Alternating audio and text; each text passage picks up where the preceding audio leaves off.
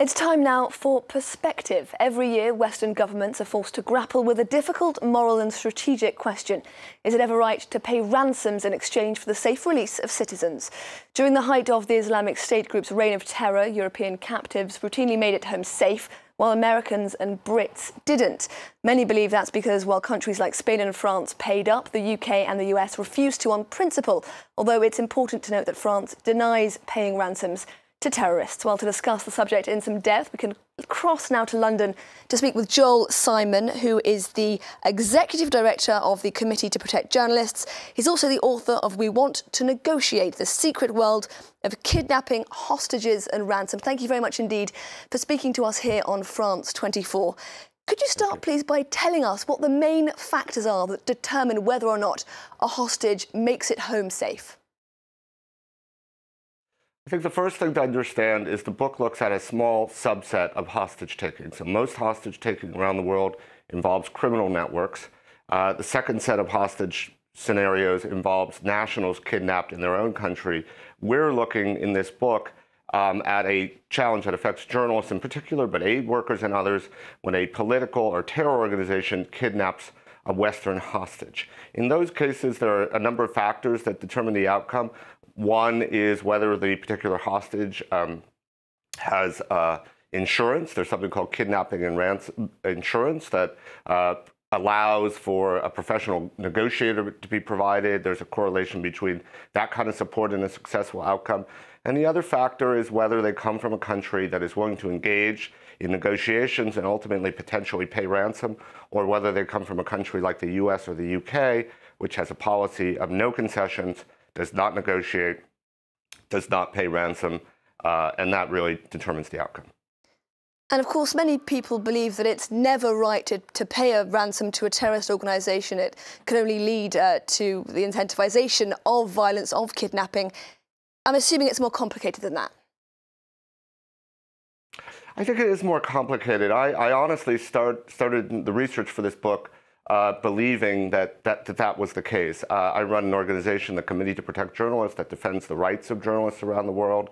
And so one concern that I had is that if journalists were kidnapped and ransom were paid, it would put a big target on the back of journalists and more journalists would be kidnapped. But in the summer of 2013, the family of Jim Foley, the American journalist who was kidnapped in Syria, came to me. They asked for my help raising a ransom to potentially free him, and I really had to confront my own views on this topic. I started, after Jim was killed, and after some discussion with his family, research into this topic. I looked at France, I looked at Spain, I looked at a number of countries around the world, and I looked at the data. And one thing that I found is there does not seem to be a strong correlation between the policy of a country in terms of whether they support the payment of ransom or whether they do not, and the likelihood that their nationals will be kidnapped. That was not borne out by the data.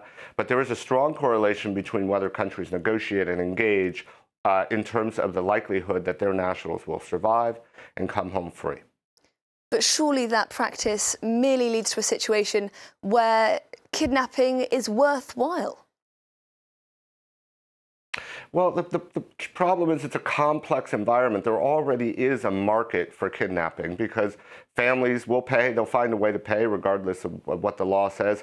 Companies will pay. Some governments already pay. We know that. So the market already exists. And once that market exists, kidnappings will happen. They're also a tactic of war. They've been present in every single war, every single conflict to a greater or lesser extent.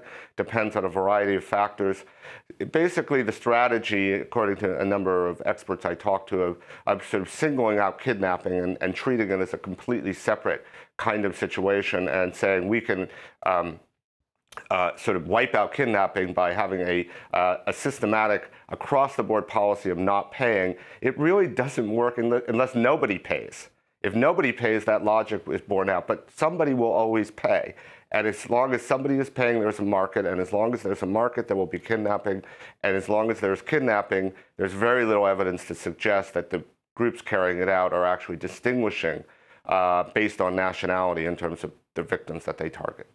Now, in your book, you explore the way the media covers kidnappings and hostage-takings. These stories are shocking, upsetting. How exactly can media coverage of a hostage-taking event influence the outcome, in your experience? One of the things I learned in researching this book is that every case is different. And there are many circumstances in which media coverage can be very helpful. Particularly when we're talking about a situation where there's a state entity involved or a quasi-state entity which might have some interest and concern about the way the international public perceives them. Mobilization, political mobilizations can also be very effective in putting pressure on governments.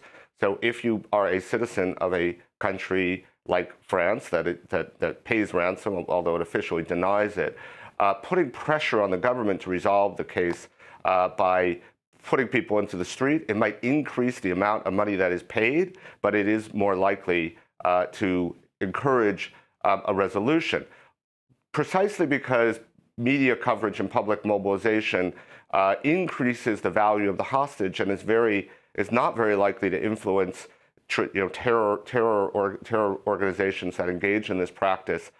It could be counterproductive in those circumstances. It could actually increase the value of the hostage, increase demands without putting any pressure on the hostage takers. So every case is different. It's an incredibly complex, difficult decision that families and support organizations have to manage, but there really is no one-size-fits-all solution. Joel Simon in London, thank you very much indeed for speaking to us here on France 24. Joel Simon, Executive Director of the Committee to Protect Journalists and also the author of We Want to Negotiate, The Secret World of Kidnapping, Hostages and Ransom.